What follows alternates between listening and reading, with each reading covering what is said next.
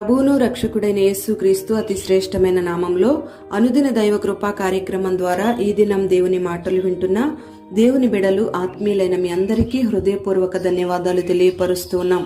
నిశ్చయముగా ఈ మాటలు వింటున్న మీకు ఆయన ఉన్నతమైన కృప తోడయుండునుగాక. పేతురు రాసిన 2వ పత్రిక 2వ అధ్యాయం 13వ వాక్యంలో ఒకనాటి సుఖానుభవము సంతోషమని ఎంచుకొందురు అని ఈ వాక్య భాగంలో రాయబడి ఉంది. ప్రియమైన దేవుని బిడ్డలారా, ఒకనాటి సుఖానుభవాన్ని చాలు అనుకుని ఆ సుఖం కొరకు ఏమైనా చేసేవాళ్ళున్నారు, దేనినైనా అమ్ముకునే వాళ్ళున్నారు, దేనినైనా వదులుకునే వాళ్ళున్నారు. అలాంటి వాడే పరిశుద్ధ గ్రంథంలో ఉన్న ఏశావు. ఒక పూట కూటి కొరకు జ్యేష్ఠత్వాన్ని అమ్ముకున్నాడు. మరి ఈ దినాలలో కూడా ఏశావు వలె అనేక మంది ఒక గవర్నమెంట్ ఉద్యోగం కొరకు, ఒక ప్రమోషన్ కొరకు, ఒక బిజినెస్ డెవలప్మెంట్ కొరకు ఏ అడ్డదారులైనా తొక్కేవాళ్లున్నారు. లోకంలో ఉన్న సుఖానుభవం చాలు అనుకొని వాళ్ళ మనస్సాక్షిని చంపుకొని సుఖపడడమే ముఖ్యం అనుకునే వాళ్ళు చాలా మంది ఉన్నారు. అలాంటి అనుభవాల్లో సుఖపడుతూ ఉండేవాళ్లు దేవుని సన్నిధిలో కూడా ఉంటారు. మరి ఇలాంటి అనుభవాల్లో కొనసాగే వాళ్ళకి ఇద్దరు యజమానులు ఉంటారు. లోకంలో ఉన్నప్పుడేమో సాతాను యజమానిగా ఉంటాడు, సంఘానికి వస్తేనేమో యేసయ్య యజమానిగా ఉంటాడు. మరి ఇలాంటి వాళ్ళు ఎంతో మంది ఉన్నారు.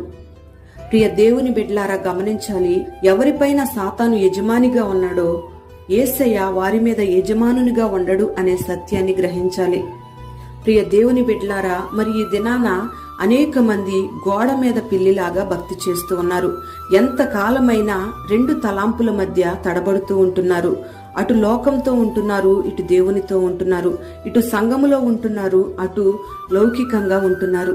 మరి ఈ రెండు అనుభవాల మధ్యలో ప్రజలందరూ కూడా కొట్టుమిట్టాడుతూ వెచ్చగానైనా ఉండకుండా, చల్లగానైనా ఉండకుండా నులివెచ్చని భక్తి చేస్తూ పైకి భక్తి పరులుగా కనబడుతూ లోపలేమో భక్తి లేని వారిగా జీవిస్తూ ఉన్నారు. మరి ఇలాంటి వారిని దేవుడు ఉమ్మివేస్తాడు అనే సత్యాన్ని ఈ దినాన ప్రతి ఒక్కరూ కూడా గుర్తెరగాలి. పరిశుద్ధ గ్రంథంలో ప్రసంగి గ్రంథం 2వ అధ్యాయం 10వ వాక్యంలో సొలొమోను అంటాడు, నా కన్నులు ఆశించిన వాటిలో వాటిని అవి చూడకుండా నేను అభ్యంతరం చేయలేదు అంటాడు. ఇక్కడ మనం గమనిస్తే సొలొమోను కంటితో నిబంధన చేసుకోలేదు, యోబు కంటితో నిబంధన చేసుకున్నాడు. నేను నా కన్నులతో నిబంధన చేసుకొంటిని, కన్యకును నేనెలాగు చూచుదును అని యోబు గ్రంథం 31వ అధ్యాయం 1వ వాక్యంలో యోబు మాట్లాడుతూ ఉన్నాడు. సొలొమోను ఏ నిర్బంధం లేకుండా ప్రతి విధమైన సంతోషాన్ని కూడా అనుభవిస్తూ వచ్చాడు. చివరికి అదంతా గాలికి ప్రయాసపడినట్లుగా ఉంది అని అంటాడు. ఎంతో ఉన్నత స్థానంలో ఉన్న భక్తుడైన ఈ సొలొమోను ఎంతగా దిగజారిపోయాడంటే చివరికి పరిశుద్ధుల జాబితాలో అతని పేరు రాయబడకుండా పోయింది. దేవుడు సొలొమోనును విసర్జించినట్లుగా మనం గమనిస్తాం. ప్రియ దేవుని బిడ్డ, ఈ మాటలు వింటున్న నీవు నీ కన్నులతో నిబంధన చేసుకోవాలి. లోకంతో జీవించకుండా దేవునితోనే నువ్వు స్నేహం చేయాలి. రాహాబు వేసిన మనం గమనిస్తే ఆమె తన ఇష్టానుసారంగా బ్రతికింది. దేవుని యొక్క సేవకులు ఎప్పుడైతే సువార్త ప్రకటించారో వెంటనే దేవుని యొక్క మాటల మీద విశ్వాసం ఉంచింది, తన మనస్సును మార్చుకుంది. అందుకే దేవుడు ఆమెను కనికరించి యెరికో నుండి కానానుకు తీసుకుని వెళ్లాడు. అంతేకాకుండా పరిశుద్ధులందరి జాబితాలో ఆమె పేరు రాయబడి ఉంది. ఈ రాహాబు జీవితాన్ని, సొలొమోను యొక్క జీవితాన్ని మనం గమనిస్తే మొదటి వారు కడపటి వారిగా, కడపటి వారు మొదటి వారిగా మార్చబడినట్లుగా మనం గమనిస్తూ ఉంటాం. సొలొమోను వైభవం ఎక్కడ, రాహాబు యొక్క పాపం ఎక్కడ గమనించండి. మరి మనమందరము కూడా పరసంబంధమైన వాటి కొరకు పోరాడాలి. పరసంబంధమైన వాటి మీద మనం దృష్టి పెట్టాలి.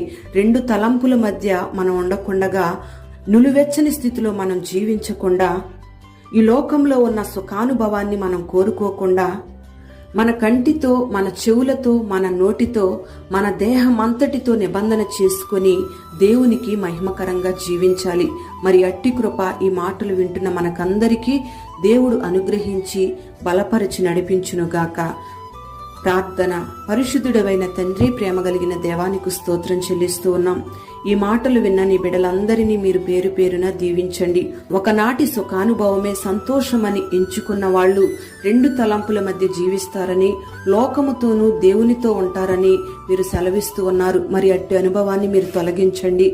రెండు తలంపుల మధ్యలో ఏ ఒక్కరూ ఉండకుండా ప్రతి ఒక్కరూ దేహముతో నిబంధన చేసుకొని, మనస్సుతో నిబంధన చేసుకొని నిన్ను సేవించే అనుభవాన్ని మీరు కలుగు చేయండి. ఈ మాటలు వింటున్న నీ బిడ్డలందరూ కూడా నీ మాటల మీద విశ్వాసముంచి మనస్సు మార్చుకొని రాహాబు వలె రక్షించబడే అనుభవాన్ని మీరు కలుగు చేయండి. పరిశుద్ధుల జాబితాలో ప్రతి ఒక్కరిని మీరు చేర్చమని ప్రార్థన చేస్తూ ఉన్నాం. ఈ లోకంలో ఉన్న సుఖాలన్నిటినీ విడిచిపెట్టి నీతో శ్రమలు అనుభవించడమే మేలని ప్రతి ఒక్కరూ యోచించుకొని విశ్వాస జీవితంలో నడిపించబడడానికి మీరు కృపను అనుగ్రహించి మహిమ మీరు పొందుకొని పేరు పేరున నీ బిడ్డలను దీవించమని యేసు పేరట వేడుచు ఉన్నాము తండ్రి. ఆమేన్.